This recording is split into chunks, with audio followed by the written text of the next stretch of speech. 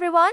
Welcome to my channel. Today we're going to talk about in Greek mythology, Hyperborea was the land of the Hyperboreans, a mythical people who lived beyond the north wind. It was said to be a paradise on earth, a place of eternal youth where the inhabitants lived carefree lives in harmony with nature. The Hyperboreans were believed to have been the first humans created by the Titans, and they were said to have lived in peace until the Olympian gods took over. Some myths say that the Hyperboreans were all women, while others say that they were a matriarchal society. Either way, they were said to have been incredibly beautiful, and their society was perfectly harmonious. Hyperborea was located beyond the north wind, which was personified as a god named Borea. He was the father of the Hyperboreans, and he was responsible for bringing winter to the northern lands. According to some myths, Hyperborea was an island, while others say it was a region on the mainland. It was said to be surrounded by high mountains and thick forests,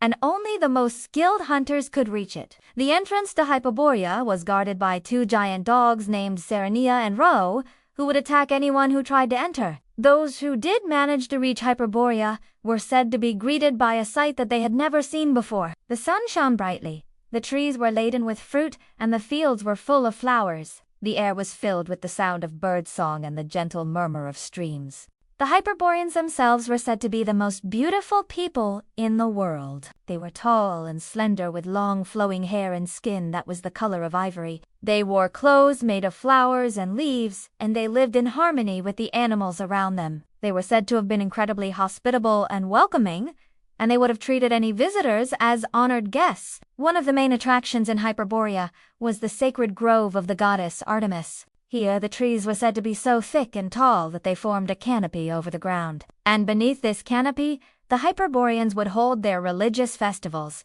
Another interesting feature of Hyperborea was its three rivers. The first was the Alpheus, which flowed from a spring of eternal youth. Anyone who drank from this river was said to be rejuvenated and made to feel like a young person again. The second river was the Achelous, which flowed through a field of gold and was guarded by a golden dragon. The Hyperboreans believed that the dragon was a manifestation of the god Apollo, and they would make offerings to him in order to ensure the fertility of their crops. The third river was the Phasis, which flowed through a garden of Hesperia. These were the nymphs who were tasked with guarding the garden of the goddess Athena. The Hyperboreans were said to have lived in Hyperborea for many years, but eventually they began to feel the effects of the outside world. As the seasons changed and the years went by, they began to grow old and weak. And when the Olympian gods took over, they were forced to move to a different part of the world. Some myths say that the Hyperboreans migrated to the south, where they founded a new civilization. Others say that they were all killed except for one woman named Caloroi. She was said to have been taken to Olympus by the gods and made into a constellation.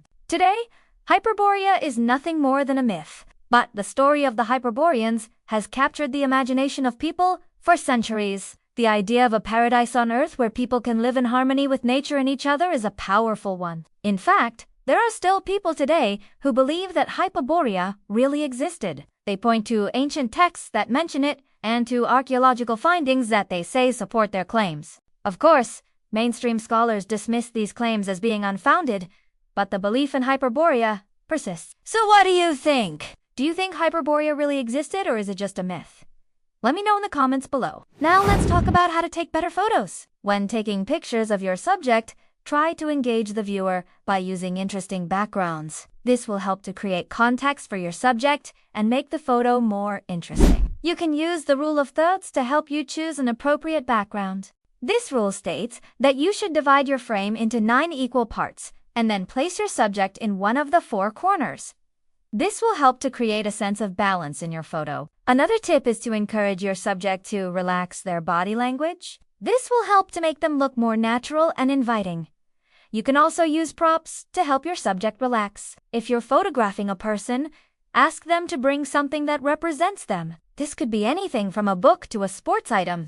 Just make sure that it's something that they're comfortable with. Another great tip is to shoot your subject in the best light possible. If you're outside, try to find shade and avoid shooting your subject in direct sunlight. This can create harsh shadows and make it difficult to get a good exposure. Instead, shoot your subject in soft, even lighting. This will help to make their skin tone more accurate and their features more flattering. Another important tip is to pay attention to the framing of your photo. Try to create a sense of balance by placing your subject in the center of the frame. You can also use the rule of thirds to help you with this. Another compositional rule you can use is the golden ratio, which is a spiral shape created from two sets of intersecting lines. By placing your subject along one of these lines, or at a point where two lines intersect, you can create a sense of balance and harmony in your photo. Another great tip is to choose the right equipment. If you're using a camera with a shallow depth of field, make sure to shoot your subject at a close enough distance so that they're in focus. If you're using a telephoto lens,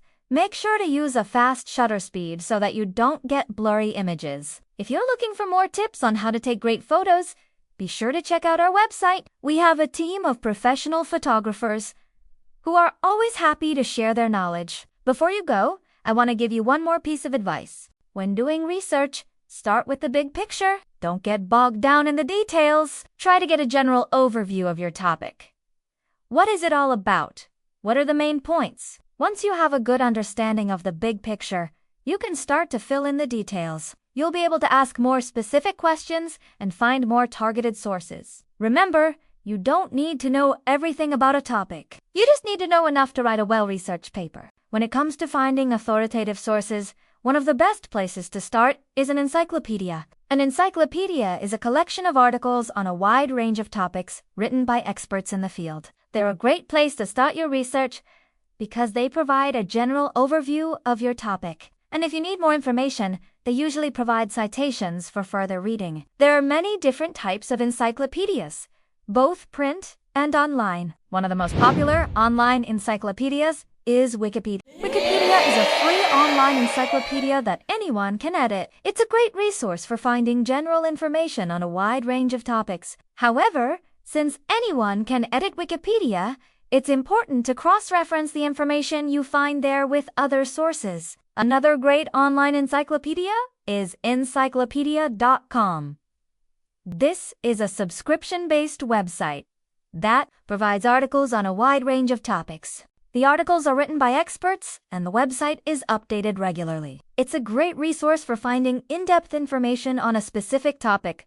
Thanks for watching. If you enjoyed this video, please like and subscribe. And if you have any suggestions for future videos, please comment below.